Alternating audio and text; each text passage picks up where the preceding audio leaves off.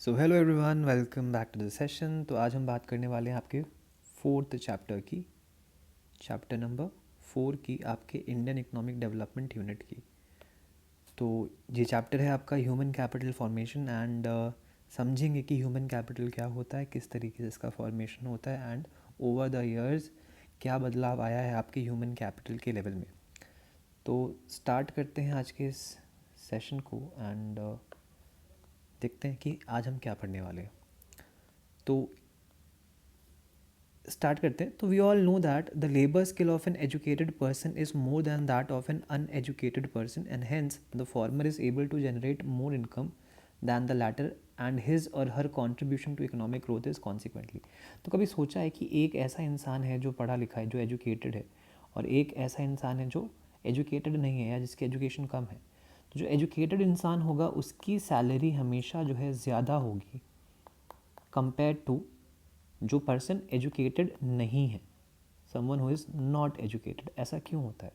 ऐसा इसलिए होता है क्योंकि जो एजुकेटेड पर्सन है वो जो सर्विसेज या वो जो गुड्स प्रोड्यूस करता है उसकी वैल्यू मार्केट में ज़्यादा होती है, यानी कि वो ज़्यादा अच्छी चीज़ें प्रोड्यूस करता है या वो ज़्यादा अच्छा काम कर रहा होता है या वो ऐसे काम कर पाता है जहाँ पे एक्चुअली में आपकी जो सैलरी है वो ज़्यादा होगी, बिकॉज वो ज़्यादा वैल्यू ऐड कर पा रहा है। तो यानी कि एजुकेशन एक ऐसी चीज़ है जो डिफ्रेंशिएट कर सकती है दो लोगों के बीच में, है ना, उनकी सैलरी में एक गैप ला सकती है। तो एजुकेशन एक पैमाना हो गया अपने आप में, एक तरह से रिसोर्स हो गया जिससे आप वैल्यू क्रिएट कर सकते हो।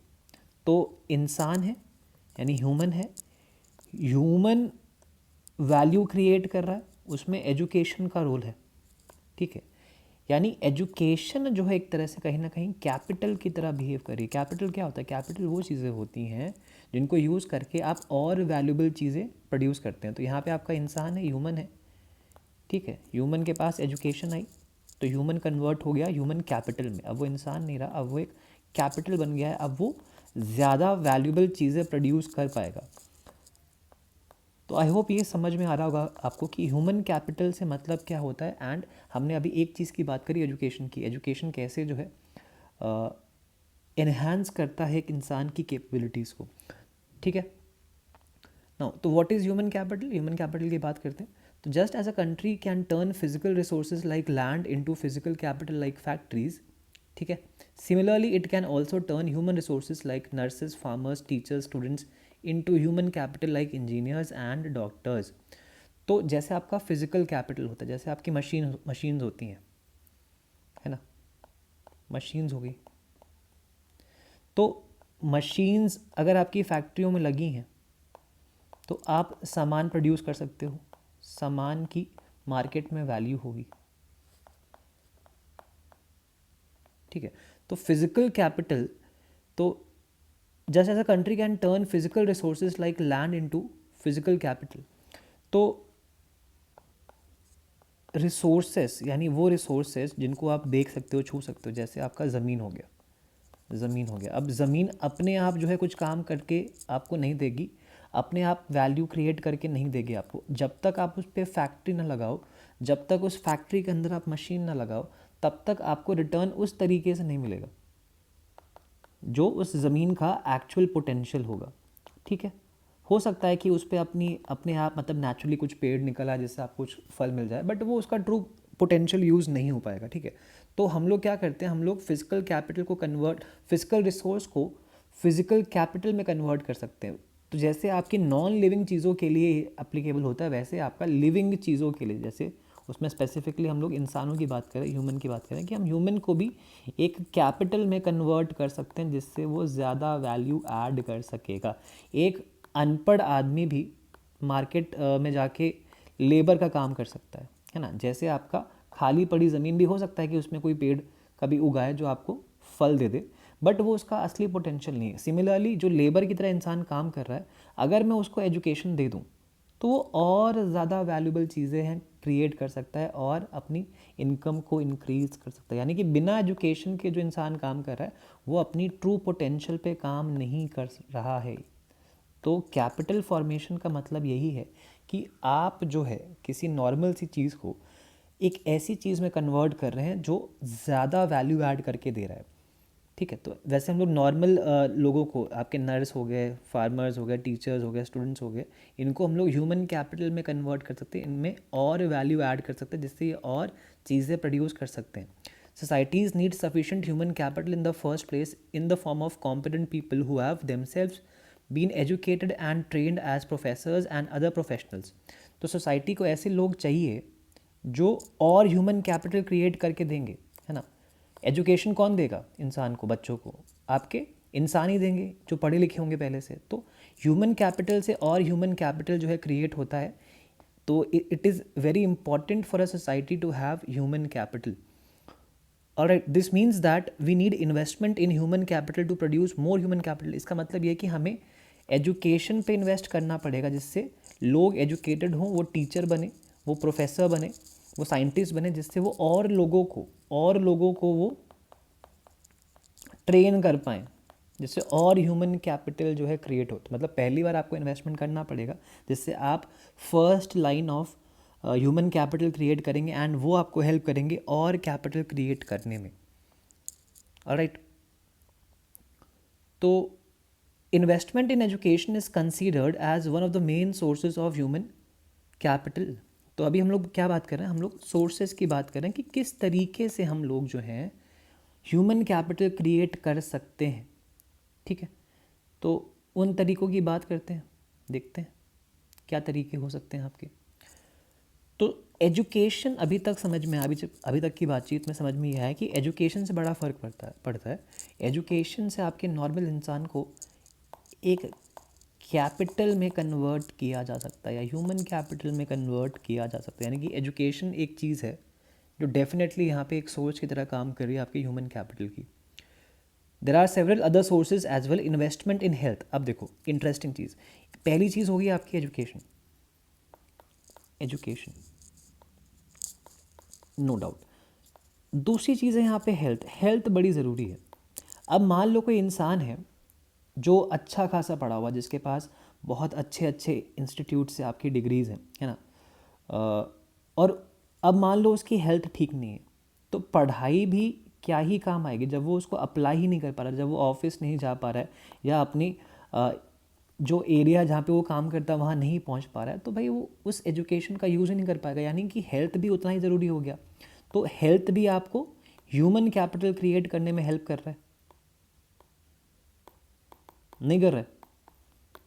तो यानी कि एक सिंगल फैक्टर नहीं है जो रिस्पॉन्सिबल है इसके लिए, मल्टीपल चीज़ें हैं। जो भी चीज़ जो इंसान की बॉडी को और उसके दिमाग को इन्फ्लुएंस करती हैं, जो उसको और बेहतर बना सकती हैं, वो सब आपके ह्यूमन कैपिटल को क्रिएट करने में आपकी हेल्प करेंगी। On the other hand, on the job training, migration and information are the other sources of human capital formation. अब किसी की अगर हायरिंग करती है कोई कंपनी, तो जो उसको ट्रेनिंग देगी, वो हायरिंग करने के बाद सिखाती है कि भाई हम आपसे ये काम करवाएंगे, तो वो भी अपने आप में एक कैपिटल क्रिएशन का काम है। ठीक है, माइग्रेशन कई बार जो है कैपिटल क्रिएट करता है। आप ऐसी जगह पहुंच जाते हैं, मान लीजिए आपके अंदर पोटेंशियल है लेकिन ऐसा काम ही अवेलेबल नहीं है जो आप कर पाएँ, तो अपनी पोटेंशियल आप कैसे दिखाएंगे, आप कैसे अपनी प्रतिभा का यूज़ कर पाएंगे। तो आप माइग्रेट करके ऐसी जगह पे जा रहे हैं जहाँ पे बेटर जॉब अपॉर्चुनिटीज़ है, जहाँ पे और बेहतर एजुकेशन है और बेहतर हेल्थ है, तो वहाँ पे आप एक और वैल्यूबल एसेट की तरह या ज़्यादा वैल्यूबल एसेट की तरह काम करेंगे। ठीक है, इन्फॉर्मेशन भी अपने आप में एक चीज़ है, ये याद रखिएगा। टोटल कितनी चीज़ हो गई यहाँ पे, 1 2, ठीक है, आपका तीसरी चीज़ ये होगी और चौथी चीज़ आपकी इन्फॉर्मेशन होगी। इन्फॉर्मेशन होना अपने आप में एक इम्पॉर्टेंट चीज़ है। अगर मान लो कोई इंसान जो है अपने आप को एजुकेशन देना चाह रहा है, अपनी वैल्यू को इंक्रीज़ करना चाह रहा है, अपने आप को ह्यूमन कैपिटल में कन्वर्ट करना चाह रहा है, तो उसको ये मालूम होना चाहिए, उसके पास ये इन्फॉर्मेशन होनी चाहिए कि जिस इंस्टीट्यूट को वो ज्वाइन कर रहा है वहाँ से सच में उसको वो रिजल्ट्स मिलेंगे जो वो पाना चाह रहा है। तो इन्फॉर्मेशन एसिमेट्री ना हो, ऐसा ना हो कि उसके पास पूरी जानकारी ना हो, वो एडमिशन ले ले कहीं पे और फिर वहाँ पे जाके इवेंचुअली उसको वो एजुकेशन ना मिल पाए। या मान लीजिए कोई अनहेल्दी है और वो हेल्दी होना चाह रहा है, तो वो किसी डॉक्टर के पास जा रहा है, वो डॉक्टर अच्छा है या नहीं ये इन्फॉर्मेशन होनी चाहिए उसके पास, बिकॉज अगर वो डॉक्टर के पास गया, डॉक्टर अच्छा नहीं है ना, तो उस केस में उसके पैसे भी जाएंगे, उसके टाइम भी जाएगा उसका, और उसकी हेल्प भी जाएगी। तो इन्फॉर्मेशन की भी बड़ी नीड होती है आपके ह्यूमन कैपिटल के फॉर्मेशन में। Now a sick labourer without access to medical facilities is compelled to abstain from work and there is loss of productivity. तो वही बात है कि अगर कोई इंसान हेल्दी नहीं है तो वो काम पे जा नहीं पाएगा, काम पे जा नहीं पाएगा तो वो वैल्यू क्रिएट कर नहीं पाएगा। तो ये नुकसान है देश के लिए, जीडीपी के लिए और उसके खुद के लिए भी। The amount of money spent on preventive medicine यानी कि वैक्सीनेशन, या क्यूरेटिव मेडिसिन यानी कि मेडिकल इंटरवेंशन ड्यूरिंग इलनेस, या फिर social medicine, spread of healthy literacy. तो यहाँ 3 टर्म्स है देखो। प्रिवेंटिव यानी कि पहले से आप कोशिश कर रहे हो कि बीमारी हो ही ना।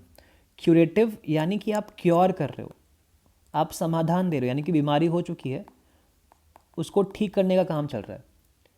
एक है आपकी सोशल मेडिसिन, इसमें आप क्या कर रहे हो, आप जानकारी फैला रहे हो ताकि फ्यूचर में और प्रिकॉशन लिए जा सके, लोग जो हैं जागरूक हों, वो काम ना करें जिससे उनकी हेल्थ ख़राब हो सकती है। तो ये तीनों टर्म्स याद रखिएगा, इन पे सवाल पूछ सकता है। तो social medicine, spread of health literacy and provision of clean drinking water and good sanitation are the various forms of health expenditures. Health expenditure directly increases the supply of healthy labor force and is thus a source of human capital formation. तो health पे खर्चा जो है, health expenditure, health पे खर्चा कहाँ से आ रहा है, इन चीज़ों से आ रहा है। तो हेल्थ पे अगर खर्चा होगा तो उससे आपका ह्यूमन कैपिटल जो है इंक्रीज होगा, ये याद रखिएगा। ह्यूमन कैपिटल जो है वो इंक्रीज करेगा, ये याद रखिएगा, ठीक है। Firms spend on the job training to their workers. They may have different forms. अब फर्म क्या कर रही है, जब किसी को हायर कर रही है तो वो ट्रेनिंग भी दे रही है कि भैया आपको इस तरीके से काम करना है, इससे आप और एफिशिएंट होंगे। तो ये 2 तरीके से हो सकता है। One, the workers may be trained in the firm itself under the supervision of a skilled worker, or the worker may be sent for off campus training. तो या तो आप खुद ही ट्रेन कर रहे हो फैक्ट्री में जहाँ पे काम होने वाला है, कोई ऑलरेडी एग्जिस्टिंग लेबर है जो ट्रेंड है वो ट्रेन कर रहा है आपके नए वर्कर्स को, या फिर आप उसको एक कहीं और भेज सकते हो ट्रेनिंग के लिए जहाँ से वो ट्रेन होके आए फिर आपके यहाँ पे काम कर रहा है। तो ये दोनों तरीके हैं यहाँ पे। In both the cases firm incurs expenses. तो आप ये देखो कि ह्यूमन कैपिटल क्रिएट करने में आपका खर्चा आता है भैया, चाहे एजुकेशन देनी हो, चाहे आपका हेल्थ ठीक करनी हो, चाहे ट्रेनिंग देनी हो, सारे केसेस में आपका खर्च आता है। अब सवाल यहाँ ये उठता है कि कंपनी जो है ट्रेनिंग दे क्यों रही है। हो सकता है कि वो ट्रेनिंग दे किसी को और उसके बाद वो इंसान ट्रेनिंग लेके गायब हो जाए, ये भी तो एक चीज़ हो सकती है। लेकिन फिर फर्म क्या करती है, वो बॉन्ड भरवाती है उस इंसान से कि अगर हम आपको ट्रेन करेंगे तो आपको मिनिमम 1 साल या 2 साल या 3 साल डिपेंडिंग आपको हमारे यहाँ काम करना ही पड़ेगा, बिकॉज हमने आपको ट्रेनिंग दी है, हम उस चीज़ का यूज़ भी लेंगे आपसे, राइट। तो expenditure regarding on the job training is a source of human capital formation on the as the return on of such expenditure in the form of enhanced labour productivity is more than the cost of it.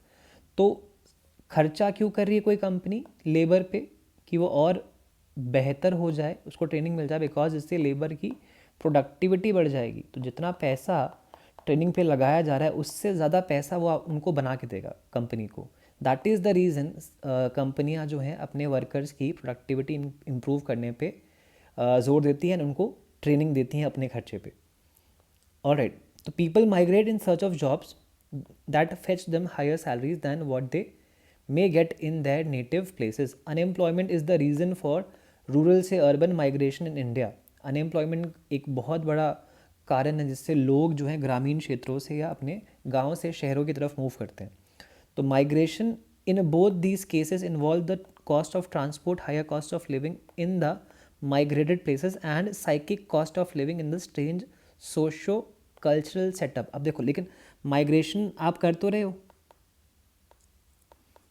Unemployment की वजह से, लेकिन उसके बहुत से cost associated होते हैं। जैसे कि आप ट्रैवल पे खर्च करोगे, मान लीजिए आप किसी गांव में रहते हैं, वहाँ से आप दिल्ली जाते हैं, दिल्ली जैसे बड़े शहर में या मुंबई जैसे बड़े शहर में जाते हैं, तो जाने आने का खर्च होगा आपका, है ना। फिर आप जाके वहाँ पे, क्योंकि आपका खुद का घर तो है नहीं वहाँ पे, तो आप रेंट पे घर लेंगे तो आपका वो रेंट किराया जाएगा। प्लस साथ में एक और चीज़ है यहाँ पे, आप एक नई जगह पे गए हैं, वो जो जिस जगह पे आप पहुँचे हैं माइग्रेट करके, वो आपके लिए एक फेमिलियर जगह नहीं है, आपकी देखी हुई जगह नहीं है। यानी कि आप जो है थोड़ा सा मानसिक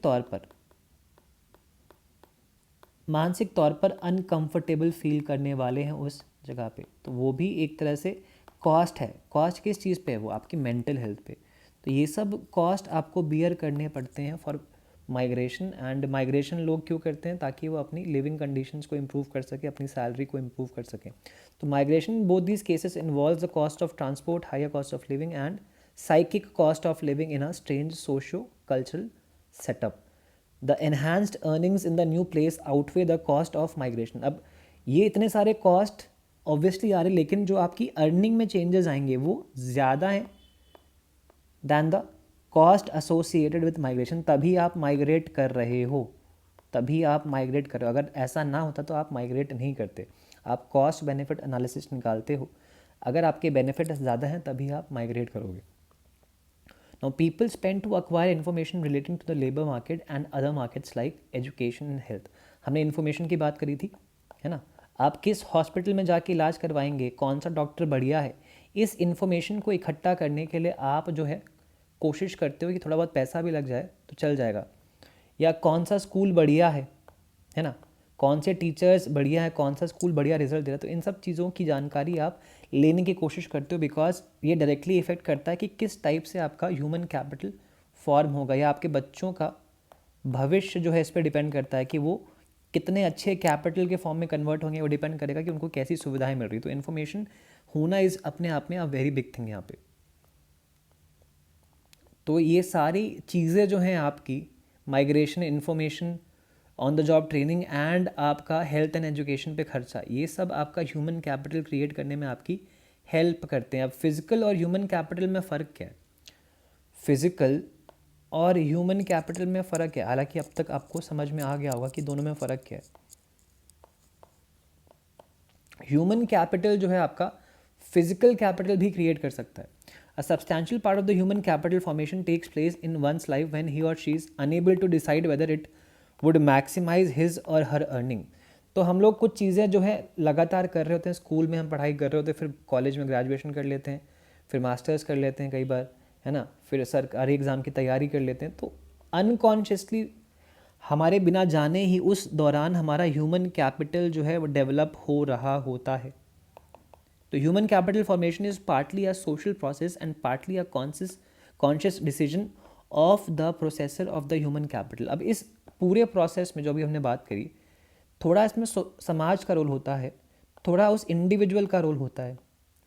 जिस समाज से आप आते हैं, जिस बैकग्राउंड से आप आते हैं, वो इन्फ्लुएंस करता है कि आप कैसे चॉइसेस लेंगे, आप किस स्कूल में जाएंगे, है ना, क्या चीज़ आप सीखने वाले हैं। प्लस इंडिविजुअल लेवल भी यहाँ पे आपका फ़र्क डालता है, बिकॉज आप खुद कितने इंटेलिजेंट हैं, खुद कितने समझदार हैं, या खुद कितने रिसेप्टिव हैं, तो आप खुद कितने स्ट्रीट स्मार्ट है, ये सब चीज़ें हेल्प करती हैं या काउंट करती हैं इन द सेंस कि आप कितना ह्यूमन कैपिटल जो है क्रिएट करने वाले हो, या खुद किस तरीके के ह्यूमन कैपिटल बनने वाले हो।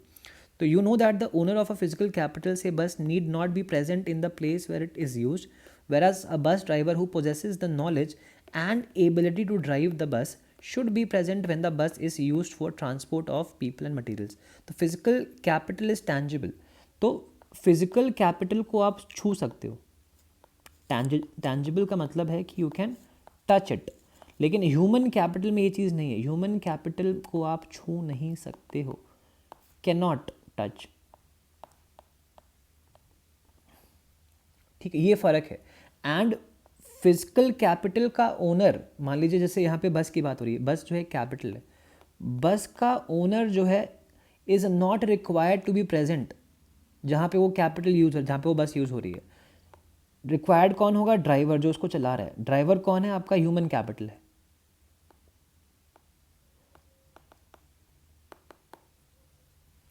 ठीक है, तो physical capital is tangible and can be easily sold in the market like any other commodity. Human capital is intangible. It is endogenously built in the body and mind of its owner. Endogenous का मतलब क्या है? इंसान के अंदर है वो। Endo मतलब अंदर, एक्सो मतलब बाहर। तो it is inside the individual, तो इसीलिए उसको हम लोग छू नहीं सकते ह्यूमन कैपिटल को। Human capital is not sold in the market, only the services of human capital R sold. तो जो ड्राइवर है वो ह्यूमन कैपिटल है, लेकिन आप ड्राइवर को नहीं बेचते हो। ड्राइवर जो अपनी सर्विस दे रहा है उसके लिए हम लोग पैसा पे करते हैं, ठीक है। तो ह्यूमन कैपिटल जो सर्विसेज देता है उसके लिए पैसा पे किया जाता है। Teacher is a human capital. हम टीचर को नहीं बेचते, हम टीचर की स्किल को बेचते हैं, उसके पढ़ाने को बेचते हैं, जो वो सर्विस दे रहा है, राइट, उसके लिए हम लोग पैसा पे करते हैं। The physical capital is separable from its owner. तो अभी आपने बस की बात करी कि फिजिकल कैपिटल को हम लोग उसके ओनर से सेपरेट कर सकते हैं, लेकिन ह्यूमन कैपिटल को हम लोग उसके ओनर से सेपरेट नहीं कर सकते। इंपॉर्टेंट चीज़ इसको याद रखिएगा। Physical capital is completely mobile between countries except for some artificial trade restriction.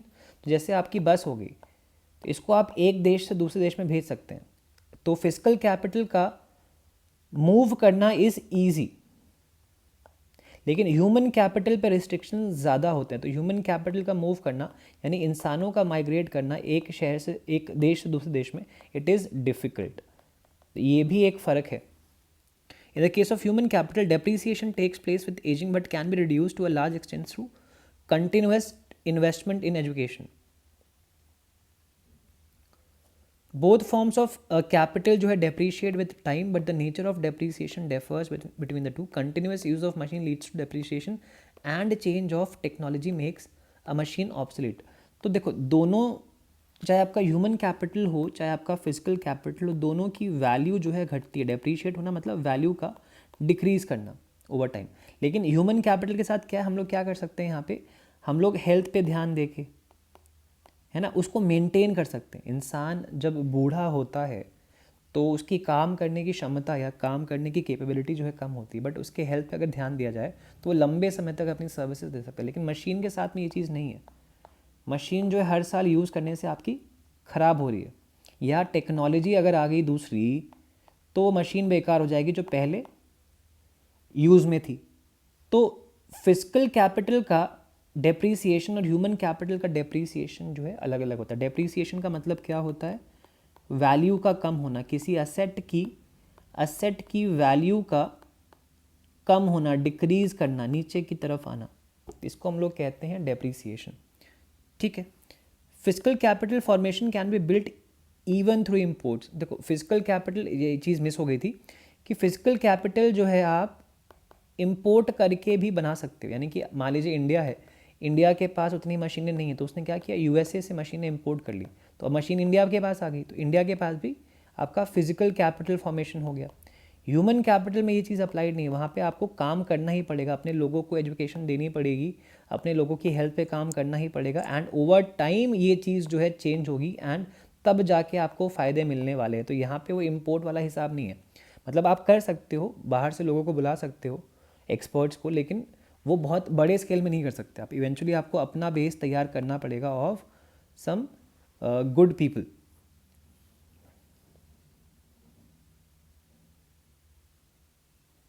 Now human capital benefits not only the owner but also the society. अब ये बड़ा इंपॉर्टेंट पॉइंट है, ये बड़ा इंपॉर्टेंट पॉइंट है कि ह्यूमन कैपिटल जो है वो इंडिविजुअल को तो इफेक्ट करता ही करता है, वो आपकी सोसाइटी के लिए भी एक पॉजिटिव एक्सटर्नैलिटी है। ये टर्म अगर समझ में ना आए तो घबराना मत, मैं समझाऊंगा इसको। यानी कि वो समाज के लिए भी एक अच्छी चीज़ है। कैसे? अगर मान लो आपके यहाँ पे जो पढ़े लिखे लोग हैं, ठीक है, जो पढ़े लिखे लोग हैं उनकी संख्या, उनके नंबर्स अगर ज़्यादा हैं, यानी कि जो एजुकेटेड लोग हैं उनके नंबर्स अगर ज़्यादा हैं, इंक्रीज़ करते हैं, तो आपके यहाँ पे क्राइम कम होगा, है ना। आपके यहाँ पे जो इलेक्शंस होते हैं उसमें वोटिंग लोग ध्यान से करेंगे, है ना, कि किसको चूज़ करना है। ब्लाइंडली हम लोग किसी को भी नेता नहीं बना देंगे।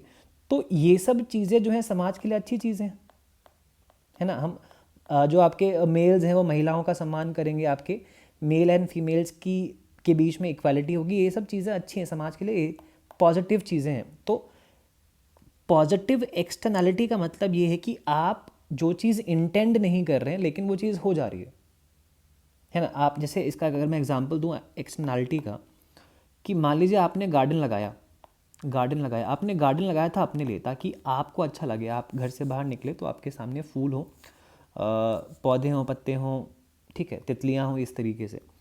बट ये गार्डन आपने अपने लिए लगाया था, लेकिन इससे जो आपके अड़ोसी पड़ोसी लोग हैं उनको भी अच्छा लग रहा है, उनको भी अच्छा फील हो रहा है, यानी कि आपने इंटेंड नहीं किया था ये चीज़, बट ये चीज़ हो जा रही है कि आपके गार्डन लगाने से आपको तो बेनिफिट है ही, साथ में आपके जो नेबर्स हैं उनको भी बेनिफिट मिल रहा है। यानी कि ये जो चीज़ हुई, ये दिस इज़ अ एक्सटर्नैलिटी, यानी बाहरी दुनिया को भी फ़ायदा हो रहा है। और क्योंकि ये फ़ायदा हो रहा है इसलिए it is a positive externality. अगर यही नुकसान होता, मान लीजिए आपने फैक्ट्री लगा दी जिससे धुआं निकल रहा है, तो इससे आपके नेबर्स परेशान होते हैं, तो उस केस में ये नेगेटिव एक्सटर्नैलिटी बनता। तो ह्यूमन कैपिटल का फॉर्मेशन जो है समाज के लिए एक अच्छी चीज़ होती है, it is a positive externality, इसको याद रखिएगा, ठीक है। तो human capital creates both private and social benefits. इसका मतलब क्या है कि इंडिविजुअल जिसने एजुकेशन पाई है, जिसकी हेल्थ अच्छी है, उसके खुद के लिए प्राइवेट बेनिफिट्स मिल रहे हैं, उसको खुद को बेनिफिट मिल रहे हैं, तो उसको हम लोग प्राइवेट बेनिफिट कह रहे हैं। साथ में इसके सोशल बेनिफिट्स ये हैं कि वो समाज के लिए भी एक अच्छी चीज़ है, तो वहाँ से सोशल बेनिफिट्स भी आ रहे हैं। That is benefits from a capital good flow to those who pay the price for the product and services produced by it. तो पॉइंट यहाँ पे ये कि जो आपका फिजिकल कैपिटल होता है वो केवल प्राइवेट बेनिफिट ही क्रिएट करेगा, it will not create social benefits. Because इसका मतलब ये है कि जिसके पास उस फिजिकल कैपिटल की ओनरशिप होगी, रिटर्न्स उसी के पास जाएंगे, बाकी किसी और के पास नहीं जाएंगे, unlike your human capital.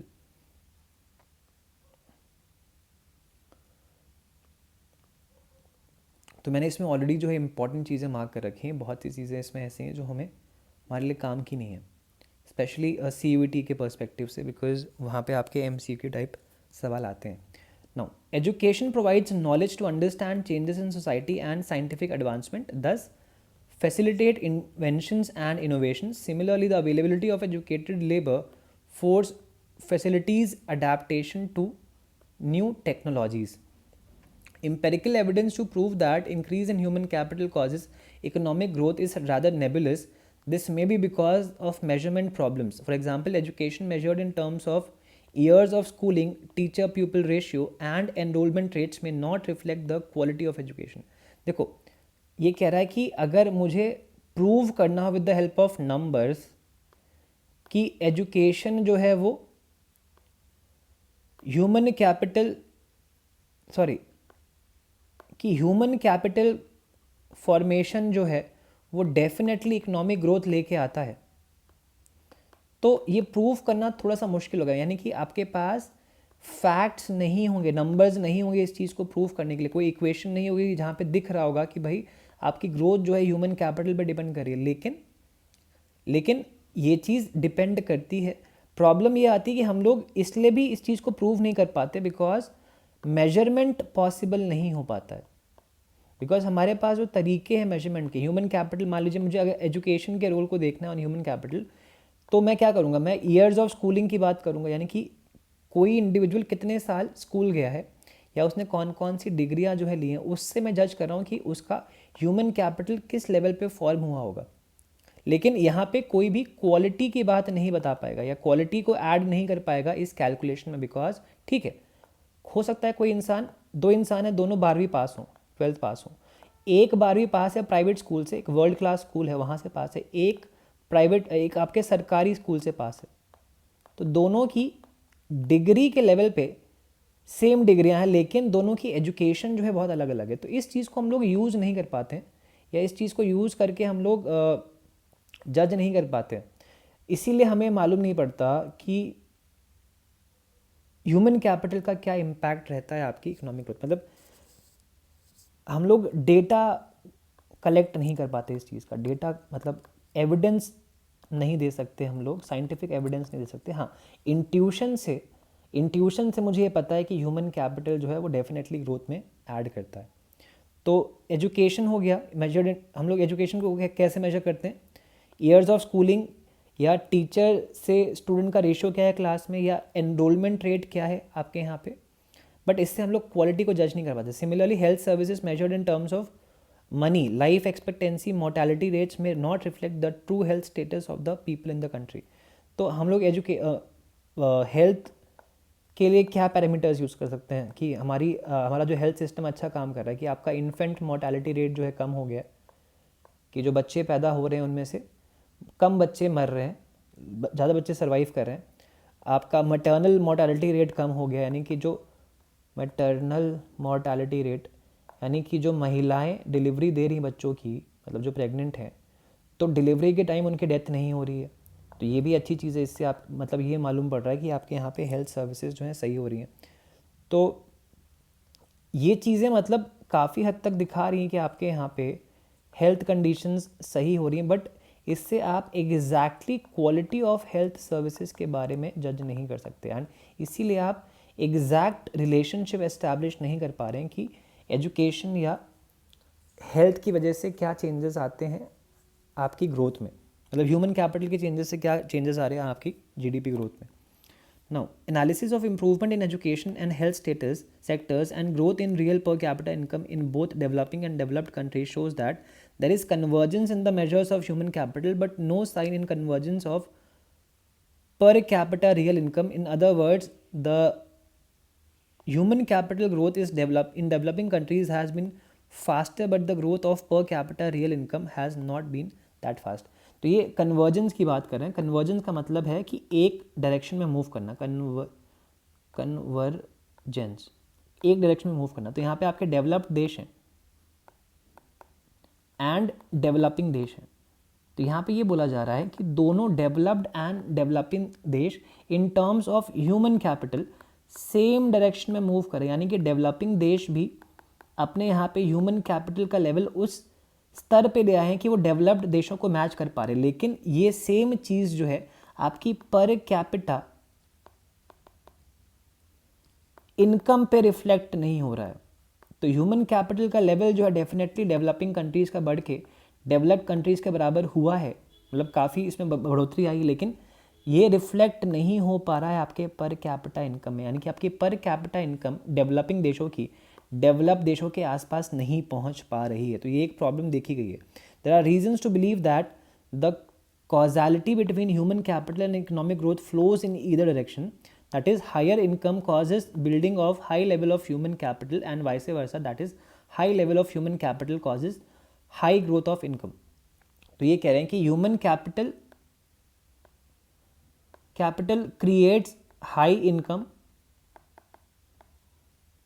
and high income creates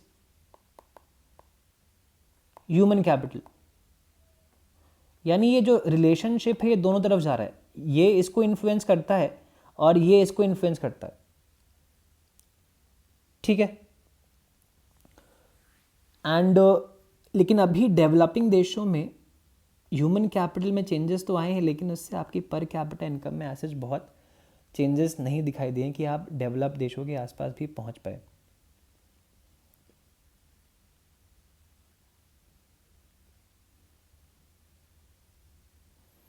तो ऐसा भी नहीं है कि आपका ह्यूमन कैपिटल डेवलपिंग देशों का एकदम बराबर हो गया आपके डेवलप देशों का, बट नहीं, बट काम यहाँ पे अच्छा हुआ है, हम लोग मूव कर रहे हैं उस तरफ, उस डायरेक्शन में जहाँ पे ओवर टाइम जो है हम लोग एक सिमिलर लेवल पे आ जाएंगे आपके डेवलप देशों के, लेकिन ये चीज़ रिफ्लेक्ट नहीं हुई है आपके पर कैपिटा इनकम के लेवल में। The 7th 5-year plan says that human resources development has necessarily to be assigned a key role in any development strategy, particularly in a country with a large population trained and educated on sound lines. A large population can itself become an asset in accelerating economic growth and in ensuring social change in desired direction. तो इस paragraph को याद रखिएगा, and ये आपके 7th 5-year plan में बोला गया है, यानी कि 7th 5-year प्लान जो है आपका ह्यूमन कैपिटल के रोल पे बात कर रहा है स्पेसिफिकली। तो आपसे सवाल कैसे पूछ सकता है, आपको ये पैराग्राफ दे दिया, आपसे पूछा कि कौन से 5-year प्लान से इस चीज़ को लिया गया, तो इसका कहने का मतलब ये है कि हम लोग क्या देखते हैं, हम लोग सोचते हैं कि अगर बहुत बड़ी पॉपुलेशन है, लार्ज पॉपुलेशन है, तो वो जो है एक लाइबिलिटी है सरकार के लिए या देश के लिए, है ना, क्योंकि उसको एजुकेशन का खर्चा उठाना है, उसकी हेल्थ का खर्चा उठाना है, उसके खाने पीने का ध्यान रखना है, बहुत से लोग गरीब हैं तो उनका ध्यान रखना है। लेकिन देखा जाए अगर थोड़ा सा हम लोग मेहनत करें अपनी पॉपुलेशन पे, उनको एजुकेशन दें, उनको हेल्थ दें, उनको स्किल्स प्रोवाइड करें, तो हमारी पॉपुलेशन जो है वो ह्यूमन कैपिटल के फॉर्म में कन्वर्ट हो जाएगी। यानी कि हम लोग अपनी जनता को एक असेट के फॉर्म में कन्वर्ट कर देंगे and they will be able to produce more goods and services that are of more या हायर वैल्यू। ठीक है, तो हमें यहाँ पे अपनी पॉपुलेशन को एक असेट के फॉर्म में कन्वर्ट करना है, उनको लाइबिलिटी की तरह नहीं देखना है, उनको एक असेट की तरह देखना है। ठीक है, ये आपका यहाँ पे आप देखेंगे कि ये चेंजेस रहे हैं आपके पर कैपिटा इनकम में। 1951 में आपकी 7,651 रुपये थी, अब ये 2018 से 21 के अराउंड ये 94,000 के आसपास हो गई। पर कैपिटा इनकम क्या है, जब मैं अपनी नेशनल इनकम को डिवाइड कर देता हूँ पॉपुलेशन से। ठीक है, आपका क्रूड डेथ रेट क्या है भाई, डेथ रेट जो है आपका 25 से गिर के 6 पे आ गया है। आपका इन्फेंट मोर्टेलिटी रेट 146 से गिर के 28 पे आ गया। आपकी लाइफ एक्सपेक्टेंसी जो है बढ़ के महिलाओं में मेल्स में 37 से बढ़ के 68 हो गई है, फीमेल्स में 36 से बढ़कर 71 हो गई है। ठीक है, इंटरेस्टिंग है कि फीमेल्स की पहले लाइफ एक्सपेक्टेंसी कम थी बट अब वो मेल से ज़्यादा हो गई है। लिटरेसी रेट आपके 16% से चेंज होके 78% पे आ गए हैं, तो which is a good sign, but a lot of more needs to be done अभी। The national education policy 2020 states that the world is undergoing rapid changes in the knowledge landscape, such as rise in big data, machine learning, and artificial intelligence. Many unskilled jobs worldwide may be taken over by machines, while the need for a skilled workforce, particularly involving mathematics, computer science, and data science, in conjunction with multidisciplinary abilities across the science and social sciences and humanities, will be increasingly in greater demand. तो technically वो ये बता रहे हैं कि किस type की jobs जो हैं आपकी डिमांड में होगी, स्पेशली जब आपका आर्टिफिशियल इंटेलिजेंस का रोल बढ़ता जा रहा है। तो जैसे वो कह रहे हैं कि आपके ऐसे जॉब्स जो डेटा पे चलते हैं, जो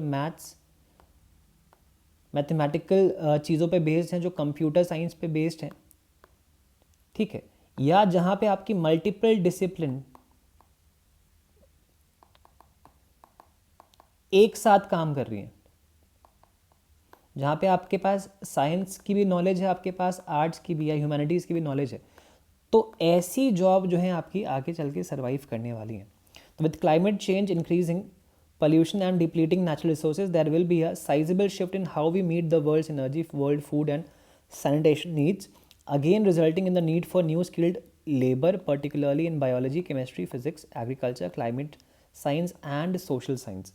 तो ये वो कुछ एरियाज़ है जहाँ पे फ्यूचर में आपकी नीड जो है वो जिन लोगों की नीड्स बढ़ने वाली हैं।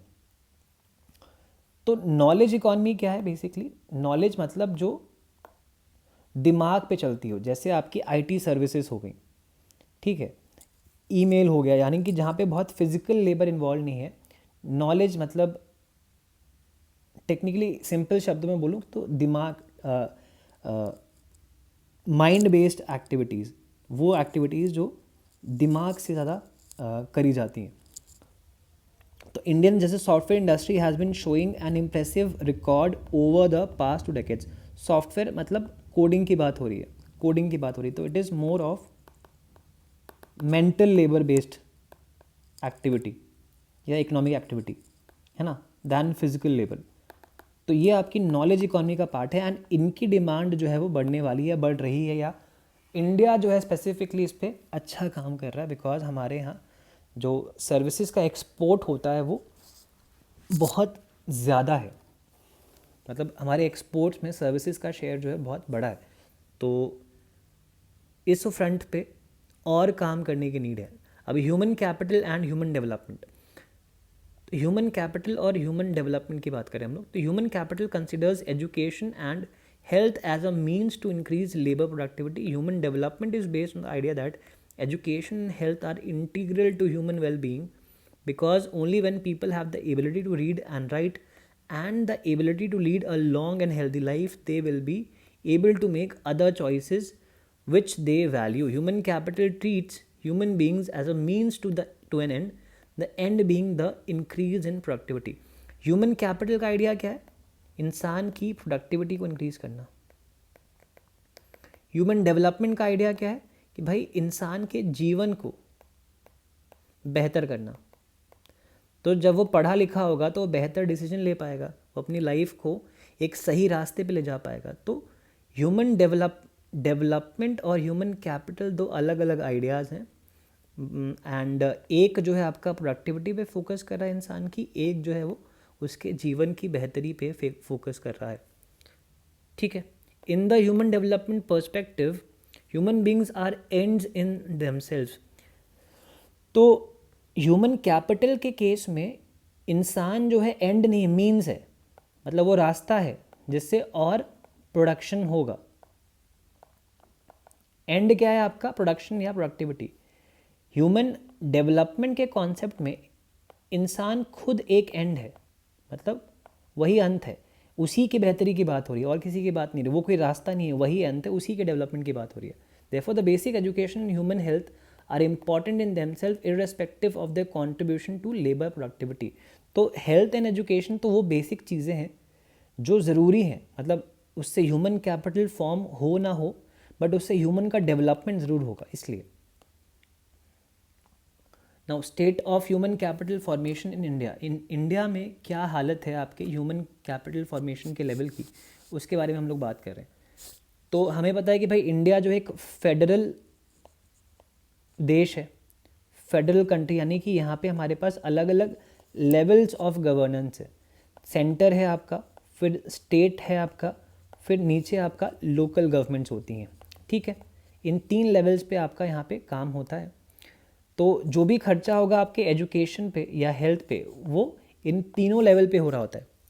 तो इन तीनों लेवल का काम है कि भाई वो अपनी पॉपुलेशन को ह्यूमन कैपिटल में कन्वर्ट करे। Accordingly expenditure on both education and health are to be carried out simultaneously by all the 3 tiers of the government. तो ये याद रखिएगा कि तीनों लेयर्स ऑफ गवर्नमेंट का काम है यहाँ पे। तो expenditure on education and health make substantial long term impact and they can not be easily reversed, hence government intervention is essential. अब एजुकेशन और हेल्थ जो है आपकी पॉपुलेशन को बेहतर बनाएगी, एंड इसीलिए सरकार का रोल जो है यहाँ पे बढ़ जाता है। सरकार अपने एंड से ये कोशिश करे कि वो हेल्थ एजुकेशन प्रोवाइड कर रही है, एंड ये वो चीज़ें हैं अगर जिस पे एक बार काम कर लिया तो इसके रिजल्ट जो हैं बड़े लंबे टाइम तक आपको मिलेंगे। एंड एक बार ये साइकिल जो है चल गई तो ये अपने आप चलती रहेगी। एक बार आपने एजुकेट कर दिया वन लाइन ऑफ जनरेशन को, तो अपने आप ऑटोमेटिकली अपने बच्चों की एजुकेशन का ध्यान देंगे, उनके बच्चे अपने बच्चों की एजुकेशन का ध्यान देंगे। तो इनिशियल यहाँ पे इन्वेस्टमेंट लगेगा, लेकिन रिटर्न्स आपको ऑटोमेटिकली फिर मिलते रहेंगे। Once a child is admitted to a school or health care center where the required services are not provided, before the decision is taken to shift the child to another institution, substantial amount of damage would have been done. Moreover, individuals, consumers of these services do not have complete information about the quality of services and their cost. तो problem यहाँ पे ये है कि एक बार मान लीजिए आपने डिसीजन ले लिया, अगर जैसे हमने इन्फॉर्मेशन की बात करी थी पहले, तो अगर इन्फॉर्मेशन एसिमेट्री है तो एक बार अगर आपने डिसीजन ले लिया, आप किसी हॉस्पिटल चले गए जहाँ पे डॉक्टर्स अच्छे नहीं हैं, तो उससे आपको डैमेज होगा, एंड जब तक आप चेंजेस करने जाएंगे तो डैमेज हो चुका होगा। सेम चीज़ एजुकेशन के साथ में भी है। तो इसीलिए सरकार का रोल यहाँ पे क्या है? सरकार का रोल ये है कि आपको स्टैंडर्डाइजेशन करना है। स्टैंडर्डाइजेशन यानी कि आपको पैमाने सेट करने हैं कि एजुकेशन का लेवल कैसा होगा, क्वालिटी कैसी होगी, हेल्थ सर्विसेज की क्वालिटी जो है कैसी होगी। The role of government is in this situation is to ensure that the private providers of these services adhere to the standards stipulated by the government and charge the correct price. तो सरकार का role है कि उसको ensure करना है कि quality सही है जो प्राइवेट सेक्टर प्रोवाइड कर रहा है, एंड प्राइसिंग भी सही है। ऐसा ना हो कि इंसान जो है पागल हो जाए, परेशान हो जाए इन चीज़ों को हासिल करने में, मतलब इन सर्विसेज को पाने में। नाउ तो सरकार ने क्या किया, अलग अलग आपके संस्थाएं बनाई। जैसे एजुकेशन के लिए आपकी NCERT है जो बुक्स बनाती है, आपका UGC है जो यूनिवर्सिटीज़ को ओवरलुक करती है, आपका AICTE है जो आपके टेक्निकल यूनिवर्सिटीज़ को मान्यता देती है। तो ये सब चीज़ें, ये सारी संस्थाएं जो ओवरलुक करती हैं आपकी एजुकेशनल डोमेन के पार्टिसिपेंट्स को। देन जब हम लोग बात करते हैं हेल्थ के रिस्पेक्ट में, तो आपकी हेल्थ मिनिस्ट्री है यहाँ पे, है ना, आपका Indian council of medical research है, ये सारी संस्थाएं जो हैं आपके हेल्थ को ओवरलुक करती हैं कि आपके हेल्थ के क्षेत्र में जो है ठीक से काम हो रहा है by the private players and the public players also. Now, the union and the state governments have been stepping up expenditures in the education sector over the years in order to fulfill the objective of attaining cent% literacy and considerably increase the average education attainments of India. तो हमारी सरकारें जो है लगातार पैसा खर्च कर रही हैं एजुकेशन में और हेल्थ में, और बिना पैसे के ये हो नहीं पाएगा। देखो प्राइवेट सेक्टर जो है अपने प्रॉफिट के लिए काम कर रहा है, तो वो कभी भी कम दाम में एजुकेशन या हेल्थ सुविधाएं नहीं प्रोवाइड करेगा, इसलिए सरकार का रोल यहाँ पे रहता है। नो, एजुकेशन सेक्टर की अगर मैं स्पेसिफिकली बात करूँ तो the expenditure bye the government is expressed in 2 ways। तो सरकार जो खर्च कर रही है एजुकेशन पे, उसको हम लोग 2 फॉर्म में प्रेजेंट कर सकते हैं, बता सकते हैं, एक्सप्लेन कर सकते हैं। एक है आपका परसेंटेज या परसेंटेज ऑफ गवर्नमेंट एक्सपेंडिचर, सरकार जितना खर्चा कर रही है उसका कितना परसेंट जो है वो एजुकेशन पे खर्च कर रही है, या as a percentage of GDP, कि जीडीपी का कितना परसेंट आप एजुकेशन पे खर्च कर रहे हो। तो इन 2 तरीके से हम लोग एक्सप्रेस कर सकते हैं। तो अगर मैं बात करूं ड्यूरिंग 1952 से 2020 तक education expenditure as percentage of total government expenditure increased from 7.92% to 16.54 and as percentage of GDP increase from 0.64 to 4.47। तो परसेंटेज ऑफ गवर्नमेंट एक्सपेंडिचर की अगर मैं बात करूँ तो 7.92% से बढ़कर ये 16.54% पे आ चुका है 2020 तक। यानी कि सरकार जितना पैसा खर्च करती है अलग अलग एक्टिविटीज़ में, उसमें से 16% पैसा जो है वो एजुकेशन के लिए खर्च करती है। अगर मैं जीडीपी के परसेंटेज की बात करूँ तो अब ये 4.47% अपनी जीडीपी की वैल्यू का हम लोग खर्च कर रहे हैं एजुकेशन पे, ठीक है। तो काफ़ी चेंजेस आए हैं। The elementary education takes the major share. अब जो खर्च हो रहा है उसमें जो आपकी एलिमेंट्री एजुकेशन है उसका शेयर जो है सबसे ज़्यादा है आपका। हायर या फिर आपकी टर्शरी एजुकेशन का शेयर जो है वो सबसे कम है। यानी जितना ऊपर लेवल की पढ़ाई है ना, ग्रेजुएशन, मास्टर्स, पीएचडी, वहाँ पे खर्च कम हो रहा है। उसका रीज़न ये भी है कि वहाँ पे बच्चे जो हैं वो कम होते हैं। तो सबसे ज़्यादा बच्चे जो हैं आपके स्कूल लेवल पे होते हैं, प्राइमरी स्कूल लेवल तक। उसके बाद जैसे जैसे आप ऊपर जाएंगे आपके बच्चे जो हैं वो कम होते जाते हैं, बिकॉज लोग जो हैं हायर एजुकेशन पे कम फोकस करते हैं। तो दिखने में ये लगता है कि ज़्यादा पैसा खर्च हो रहा है एलिमेंट्री एजुकेशन में, यानी कि छोटे लेवल ऑफ क्लासेस या स्टूडेंट्स पे खर्च ज़्यादा हो रहा है आपका। लेकिन अगर मैं पर इंडिविजुअल खर्च की बात करूं तो हायर एजुकेशन पे जो खर्च आता है वो ज़्यादा आता है इंडिविजुअल लेवल पे। पर इंडिविजुअल जो खर्च होगा हायर लेवल पे वो ज़्यादा होता है, बिकॉज बच्चे जो हैं कम होते हैं हायर लेवल पे। तो ये चीज़ याद रखिएगा, ये इंपॉर्टेंट पैराग्राफ है, इसको याद रखिएगा। मैं फिर से पढ़ के सुना रहा हूँ। Elementary education takes a major share of total education expenditure and the share of the higher tertiary education, जैसे आपके higher learning colleges, polytechnics and universities, is the least. Now, the government spends less on tertiary education, but expenditure per student in tertiary education is higher than the elementary. तो ये याद रखिएगा कि पर एक single individual पे जो खर्च होता है हायर एजुकेशन में वो ज़्यादा खर्च होता है, लेकिन ओवरऑल जो खर्च हो रहा है हायर एजुकेशन में वो आपकी एलिमेंट्री एजुकेशन से कम हो रहा है। तो नीड यहाँ पे ये है कि एजुकेशन पे जो खर्च हो रहा है हर एक लेवल पे, चाहे आपकी टर्शरी लेवल हो या हायर लेवल हो या आपका एलिमेंट्री लेवल हो या प्राइमरी लेवल हो, हर लेवल पे हमें खर्चा जो है बढ़ाना है। In 2021 the per capita public expenditure on elementary education differs considerably across states from a high of ₹96,968 in Sikkim to as low as 10,000 in Bihar. तो एलिमेंट्री एजुकेशन में स्टेट वाइज अगर मैं बात करूँ तो बहुत डिस्पैरिटी है, इन द सेंस कि कोई स्टेट जो है खर्च ज़्यादा कर रहा है अपनी एजुकेशन पे, कोई कम कर रहा है। तो अगर मैं पर कैपिटा पब्लिक एक्सपेंडिचर की बात करूं तो सिक्किम में जहां 96,000 रुपीज़ खर्च हो रहे हैं एक इंडिविजुअल पे एलिमेंट्री एजुकेशन में, वहीं ऑन एन एवरेज बिहार में केवल 10,000 रुपये खर्च हो रहे हैं। तो लगभग 9 गुना का फ़र्क है। तो कोई स्टेट गवर्नमेंट जो एजुकेशन पे फोकस ज़्यादा कर रही है, कोई एजुकेशन पे कम फोकस कर रही है, इसीलिए आपके अलग अलग डेवलपमेंट आपको देखने को मिलेंगे अलग अलग स्टेट्स में। ये इंपॉर्टेंट है, इसको याद रखिएगा। द एजुकेशन कमीशन 1964 से 66 के बीच में बनाई गई थी, had recommended that at least 6% of GDP जो है वो आपकी खर्च होनी चाहिए फॉर एजुकेशन। ठीक है। द तपस मजूमदार कमेटी, ये भी इंपॉर्टेंट है, appointed by the government in India in 1999, तो ये ईयर भी याद रखिएगा। ठीक है, दोनों के। Estimated an expenditure of around ₹1.37 lakh crore in 10 या 10 ईयर्स। तो उन्होंने कहा, मजूमदार कमेटी ने कहा कि इतना पैसा हमें खर्च करना है 10 सालों में ऑन एजुकेशन। कब से कब तक? 1998 से लेके 2006-07 तक। To bring all Indian children in the age of 6 से 14 years under the purview of school education. तो इतना पैसा जब मैं खर्च कर लूँगा 10 सालों में, तो जितने भी बच्चे हैं आपके 6 से 14 साल के बीच में, ये सबको मैं स्कूल तक ला सकता हूँ, सबको एजुकेशन प्रोवाइड कर सकता हूँ। ठीक है। The current level of a little over 4% has been quite इनएडिक्वेट। तो हम लोग 6% के आसपास हमें करना चाहिए, हम कर रहे हैं 4% के आसपास, एंड इससे जो है हमको मज़ा नहीं आ रहा है, मतलब ये पैसा पूरा नहीं पड़ रहा, हमें और पैसा खर्च करने की नीड है ऑन एजुकेशन।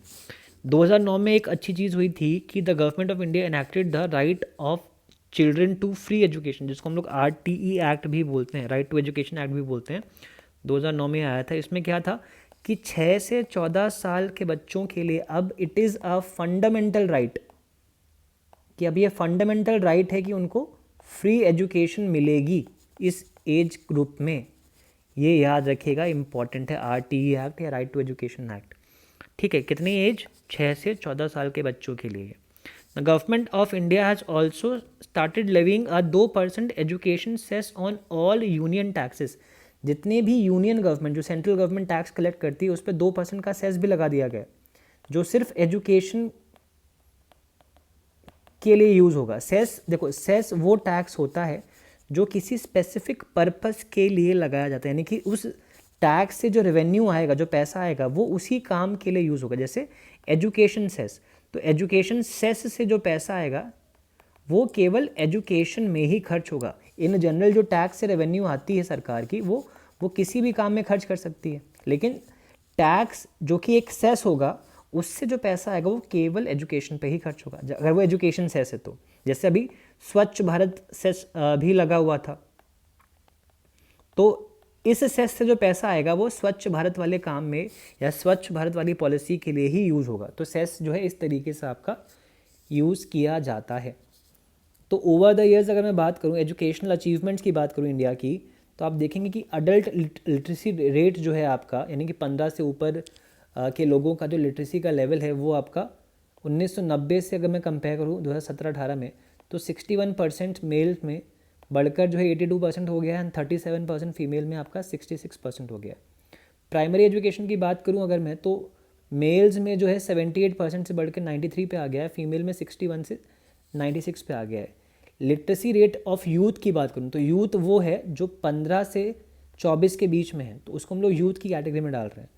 तो उसका लिटरेसी रेट जो है 76 मेल्स से बढ़ के 93 पे आ गया है, एंड फीमेल्स के लिए 54 से बढ़ के 90 पे आ गया है। तो इससे आपको एक आइडिया लग रहा है, ये आपको नंबर्स याद करने की नीड नहीं है एज सच, बिकॉज मुश्किल होगा थोड़ा सा, बट हाँ, अगर आप कर लोगे तो आपको फ़ायदा मिल सकता है, आपके पास एक एडवांटेज होगा। तो जो एक्स्ट्रा एफर्ट करेगा तो उसको एक्स्ट्रा रिटर्न भी मिलता है।